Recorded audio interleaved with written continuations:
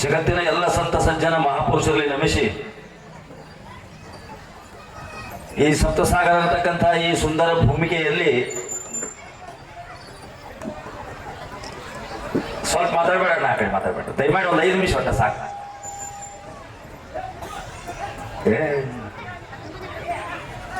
ಸಪ್ತಸಾಗರ ಅಂದ್ರೆ ನಿಮಗೆ ಬಹುತೇಕ ಬಹಳ ಮಂದಿಗೆ ಜ್ಞಾನ ಐತಿ. ಇಲ್ಲಿ ಸಾಗರಗಳ ಬಹಳ ಅದಾವು, ಸಪ್ತ ಸಾಗರಗಳ ಬೇರೆ. ಇಂಥ ಸಪ್ತ ಸಾಗರ ಅಂತಕ್ಕಂಥ ಹೆಸರು ಯಾಕೆ ಬಂತಪ್ಪ ಅಂತಂದ್ರೆ, ಜಾಹ್ನವಿ ಋಷಿ ಅಂತಕ್ಕಂಥವ್ರು ಇಲ್ಲಿ ತಪಸ್ಸು ಮಾಡಿರ್ತಾರೆ. ಆ ಜಾಹ್ನವಿಯ ಋಷಿಯ ತಪಸ್ಸಿನ ಫಲದಿಂದ ಇಲ್ಲಿ ಹಿಡ್ಕೊಂಡು ಕೃಷ್ಣ ತಟಾಕ ತನಕ ಏನು ಹರಿತೈತಿ, ಅಲ್ಲಿ ಜಂಬುಕೇಶ್ವರ ಮುನಿ ಅಂತ ತಿಳ್ಕೊಂಡು ಜಂಬುಕಂಡಿ ಒಳಗೆ ತಪಸ್ಸು ಮಾಡಿದ. ಈ ಜಾಹ್ನವಿ ಋಷಿ ಒಂದು ವಕ್ರತುಂಡದಿಂದ ಹರಿತಕ್ಕಂಥ ಈ ನದಿಗೆ ಆ ಋಷಿ ಹೆಸರು ತಗಲ ಸಪ್ತರ್ಷಿಗಳಲ್ಲಿ ಒಬ್ಬರಾದಂತ ಇದು ಸಪ್ತಸಾಗರ ಆಗಲಿ ಅಂತಕ್ಕಂಥದ್ದನ್ನ ಅವಾಗ ಹೆಸರು ಕೊಟ್ಟಿದ್ದಕ್ಕೆ ಇದು ಸಪ್ತಸಾಗರ ಅಂತ ಬಂತು ಇದಕ್ಕೆ ಹೆಸರ. ಸ್ವಲ್ಪ ಯಾಕೋ ಮಾತಾಡತ್ತೀರಿ, ಭಾಳ ಹೊಡೆಯಲತ್ತೀರಿ, ಯಾಕೋ ನನಗೆ ಗಾವಾಗಿಲ್ಲ ಮಾಡ್ಲತ್ತೀರ. ಒಂದು 5 ನಿಮಿಷ ಕೇಳಿ, ನಾ ಅತಿಥಿ ಅಲ್ಲ.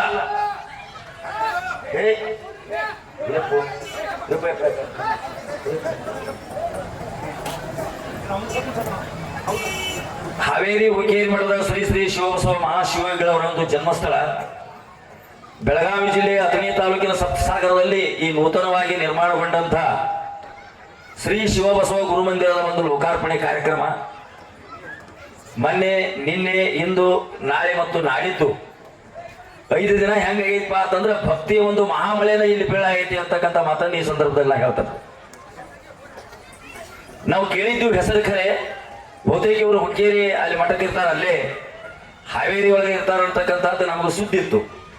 ಮೊನ್ನೆ ತಾನೇ ಈ ಕಾರ್ಯಕ್ರಮದ ನೂತನ ಪೂಜ್ಯರಾದಂಥ ಮತ್ತು ಮನರಂಜನ ಪ್ರಣವ ಸ್ವರೂಪಿಗಳಾದಂಥ ಸದಾಶಿವ ಮಹಾಸ್ವಾಮಿಗಳು ಜಂಗಮ ಜ್ಯೋತಿ ಮುರುಗೇಂದ್ರ ಮಹಾಶಿವಗಳು ಒಂದು ತೊಟ್ಟಿಲ ಕಾರ್ಯಕ್ರಮದಲ್ಲಿ ಬಂದಾಗ ನಾವೆಲ್ಲ ಇದು ಒಂದು 35 ಮಂದಿ ಸ್ವಾಮೀಜಿ ಅವರಿದ್ರು. ನಮ್ದು ವಿಶೇಷವಾಗಿ ಕಾರ್ಯಕ್ರಮ ಮುಗಿದ ಬಳಿಕ ನಾನು ತೆಕ್ಕೆ ಹಾಕೊಂಡ್ರೆ ಅವ್ರಿ ಯಾಕೆ ಹಾಕೊಂಡ್ರೆ ಗೊತ್ತಾಗ್ಲಿಲ್ಲ. ಮಂದಿ ಕೇಳ್ರೆ ಇಟ್ಟು ಮಂದಿ ಎಲ್ಲರೂ ಕೆಂಪಗ ಅರಿವಿ ಅವ್ರದಾರು, ನೀವು ಬಿಳಿ ಅರಿವಿ ಅವ್ರಿಗೆ ನಿಮ್ಮ ಮನ್ಯಾಗ ಹಾಕೊಂಡ್ರಿ ಅಂದ್ರೆ ಅವ್ರು ಅಲ್ಲಿ ಲಗು ನಾನು ಕೆಂಪು ಮಾಡ್ಬೇಕಾದಾರಪ್ಪ ಅದಕ್ಕೆ ಹಾಕೊಂಡಾರತ್ತನ್ಯ.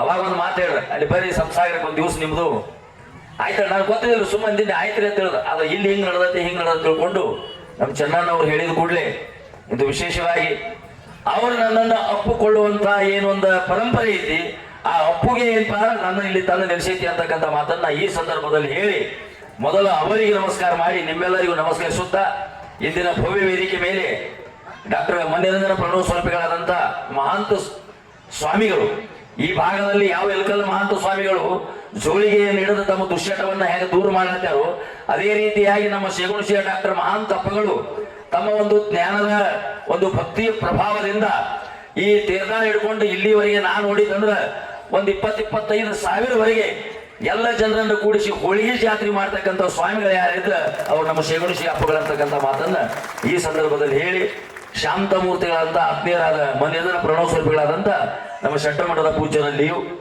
ನಮ್ಮ ಆತ್ಮೀಯರಾದಂಥ ಮಾಲಿಂಗ ಸ್ವಾಮಿಗಳಲ್ಲಿಯೂ, ಹಿಂದಿನ ಪೂಜ್ಯರಲ್ಲಿಯೂ, ಜಂಜರವಾಡ ಶರಣರು ನಿಮ್ಮನ್ನು ಆಡಿಸ್ಕೋತ ಚಂದಂಗೆ ನಗಿಸ್ಕೋತ ಎಲ್ಲಾ ರೀತಿಯಿಂದ ತಮಗೆ ಹೇಗೆ ನಿಮಗೆ ಉಣಿಸ್ಬೇಕಂತಕ್ಕಂಥದ್ದ ಪ್ರವಚನದ ಮುಖಾಂತರ ಉಣಬಡಿಸಿದ ಜಂಜರವಾಡ ಶರಣರಲ್ಲಿ, ನನ್ನ ಆತ್ಮೀಯರು ನಮ್ಮ ಭಾಗದ ನೇತಾರರಾದಂಥ ಒಳ್ಳೆಯ ಸಜ್ಜನಿಗೆ ಹೆಸರಾದಂಥ ನಮ್ಮ ಮಹೇಶಣ್ಣ ಕುಮಟಳ್ಳಿ ಅವರು ಮತ್ತು ಅವರ ಜೊತೆಗೆ ಬಂದಂಥ ಎಲ್ಲ ಗಣ್ಯಾತಿ ಗಣ್ಯರಿಗೂ, ಕೃಷಿ ತಜ್ಞರು ಒಂದಿಬ್ಬರು ಬಂದಾರ ಅವರಿಗೂ, ಸಂಗೀತ ಕಲಾ ಬಳಗಕ್ಕೂ ನಿಮ್ಮೆಲ್ಲರಿಗೂ ನೀವು ನೋಡಿದುಕೊಂಡೆ ನಿಜವಾಗಿ ಬಹಳ ಆನಂದ ಆಗೈತಿ ಅಂತಕ್ಕಂಥ ಮಾತನ್ನು ಹೇಳಿ ನಾ ಸುಮ್ಮನೆ 2 ಮಾತು ಹೇಳ್ತಾನೆ. ಒಟ್ಟೆ 10 ನಿಮಿಷ ಹೇಳಿ ಸ್ವಲ್ಪ ಲಕ್ಷ ಇಟ್ಟು ಕೇಳ್ರಿ, ಹೇಳ್ಬೇಡ್ರಿ, ಗದ್ದಲ ಮಾಡಬೇಡ್ರಿ. ನೀವೇ ಗದ್ದಲ ಮಾಡೋರಲ್ಲ ನನಗೆ ಗೊತ್ತು. ನಾ ರಗಡ ಮಂದಿ ನಾನು ನೋಡಿದ್ರೆ ಸಂಕಟ ಆಗಲೈತೆ, ನಿನಗ್ಯಾಕೆ ಸಂಕಟ ನಾ ಊರಾಗ ಬಂದ ತರಬೇಡ್ರಿ. ನಾ ರಗಡ ಹಾಡ ಮೇಲೆ ಬನ್ನಿ, ಆ ಕಡೆ ಬನ್ನಿ, ಈ ಕಡೆ ಬನ್ನಿ, ಎಂದೂ ನಮ್ಗೆ 50 ಮಂದಿ ಪ್ರವಚನ ಕೊಡಿಲ್ಲ ಎಂದು ಯಾವ ಕಾಲಕ್ಕೂ. ಇಲ್ಲಿ ಹೊರಗಡೆ ಹೇಳಿ ಹೋಗಿದ್ದೀವಿ ಕರೆ, ಇದೆಲ್ಲ ಜೈನರು ಊರಿ ಅಂದ್ರು ಹಂಗೆ ಬೇಡ ಎಂದು.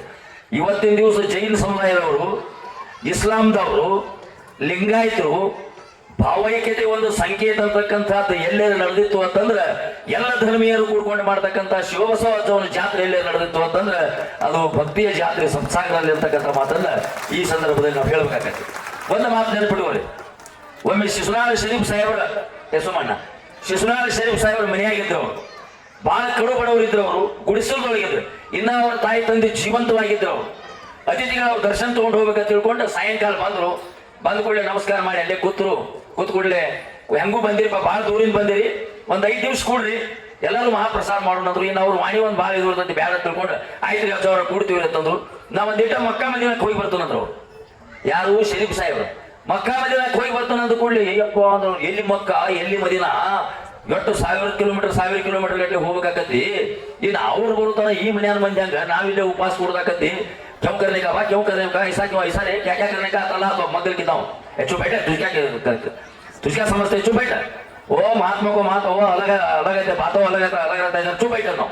ಅಲ್ಲ ಅವ್ರು ಮಹಾತ್ಮರ ಮಾತು ನಿನಗೇನು ತಿಳಿತೋ, ಒಗಟೇನು ಮಾತಿರ್ತಾವ ಸುಮ್ಕೊಂಡ್ರ ನಾವು ಹಂಗೆ ಹೆಂಗೆ ಹೋಗಿ ಕುಂಡ್ರು ಹೆಂಗ ನಾವು ಅದು ನನ್ನಂಗೆ ಜನ ಬಟ್ಟೆ ಬಡ್ಕೋತಿರ್ತೀರಿ. ಮತ್ತೊಂದು ಅವ್ರು 5 ನಿಮಿಷನಾಗ ಹೋಗಿ ಬಂದ್ರು. ಇನ್ನು ಪ್ರಸಾದ ಕೇಳಿ ಅಜವ್ರ ನೀವು ಮತ್ತು ಮಕ್ಕಾಕ ಮದೀನಾಕ ಹೆಂಗ್ ಹೋಗಿ ಬಂದ್ರಿ ಅಂದ ಕೂಡಲೇ ಏ ತಮ್ಮ ಮಕ್ಕಾ ಮದೀನಾ ಅನ್ನೋದು ಬೇರೆ ಇಲ್ಲೋ, ಮಕ್ಕಾ ಅನ್ನೋದೇ ತಂದೆ, ಮದೀನಾ ಅನ್ನಕ್ಕೇನೆ ತಾಯಿ ತಂದೆಗೆ ಯಾರು ನಮಸ್ಕಾರ ಮಾಡ್ತಾರಲ್ಲ ಅವ್ರು ಮಕ್ಕಾ ಮದೀನಾಕ್ ಹೋಗಿ ಬಂದಂಗು.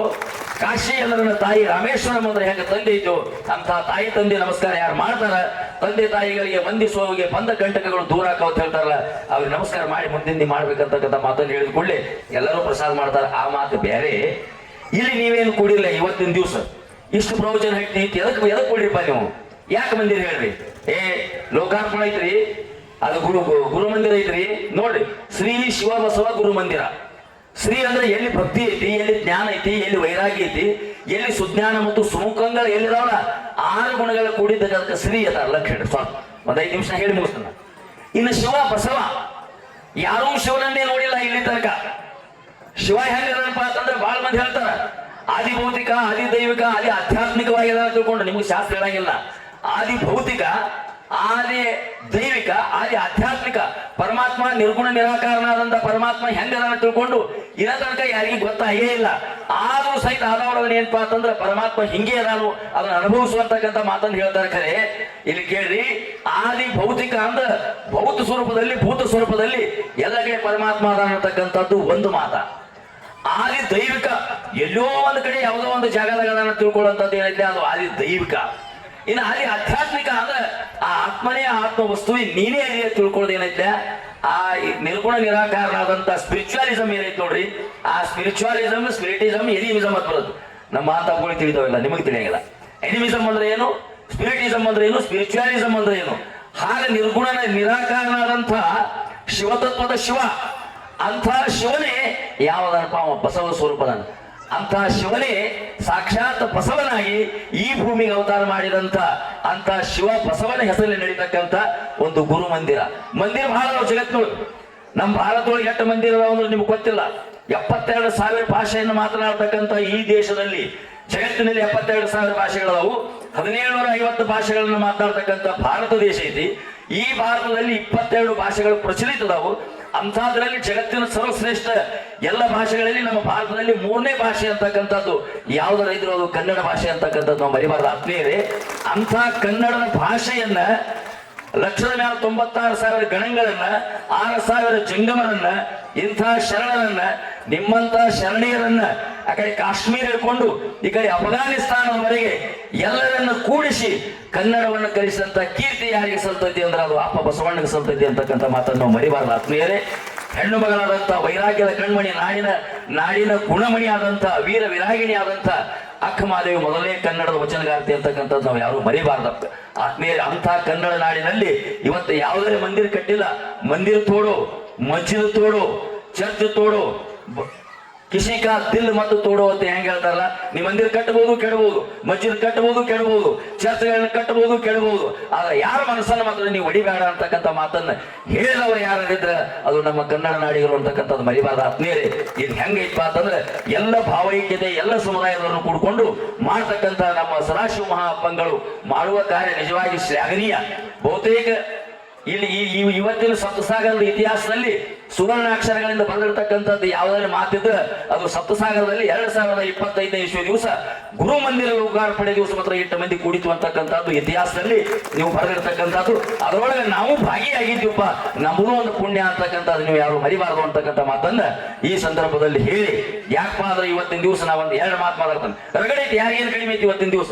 ಹೇಳೋರು ಕಡಿಮೆ ಇಲ್ಲ, ನಿಮಗೆ ಕೇಳೋರು ಕಡಿಮೆ ಇಲ್ಲ, ದುಡಿಯೋರು ಕಡಿಮೆ ಇಲ್ಲ. ಇಡೀ ಬೆನ್ನ ಹತ್ತಿ ಅವ್ರು ಎಲ್ಲಿ ಬೇಕಾದ್ರೆ ರೊಕ್ಕ ಮಾಡಿ ಪೈಪ್ ಹೋಗಿಲ್ಲಾಚಾರ ಮಂದಿ, ಶಿಕ್ಷಕರಿಗೆ ಹೋಗಿಲ್ಲಾಚಾರು. ಇವತ್ತು ಎಲ್ಲ ಐತಿ ಇವತ್ತಿನ ದಿವಸ ಐತಿಲ್ರಿ. ಇಂಥ ನಿಮ್ಮ ಸಂಸಾರದಾಗ 4-5 ಅಂತಸ್ತಿನ ಮನಿ ಅದಾವ, ಮನಿ ಐತಿ ಐತಿಲ್ರಿ, ಮನಿ ಐತಿ, ಮನಿ ಮೇಲೆ ಮಾಡಿ ಐತಿ, ಅದ್ರ ಮೇಲೆ ಮತ್ತೊಂದು ಮಾಡಿ ಐತಿ, ಅದ್ರ ಮೇಲೆ ಮತ್ತೊಂದು ಮಾಡಿ ಐತಿ, ಮಾಡಿ ಕೆಳ ಗಾಡಿ ಐತಿ ಐತಿಲ್ರಿ. ಮನಿ ಮೇಲೆ ಮಾಡಿ ಮೇಲೆ ಮಾಡಿ ಅದ್ರ ಮೇಲೆ ಮಾಡಿ ಅದ್ರ ಕೆಳಗ್ ಗಾಡಿ, ಮನಿ ಒಂದ್ ಬಳಕ ಮೇಲೆ ಪಂಕ, ತಳಕ್ ಕಾಟ ಆದ್ಮೇಲೆ ಮಕ್ಕೊಂಡ್ರೆ ನಿದ್ದೆ ಮಾತ್ರ ಶಂಕ, ನಿದ್ದಿನ ಹತ್ತಂಗಿದೆ. ಎಲ್ಲ ಐತಿ ಇವತ್ತಿನ ದಿವಸ. ಚಾಮರಾಜನಗರದೊಳಗೆ ನೋಡಿ ಒಂದು 40 ಲಕ್ಷ ಯುವಕರು ದಿನ ಕುಡಿತಾರೆ.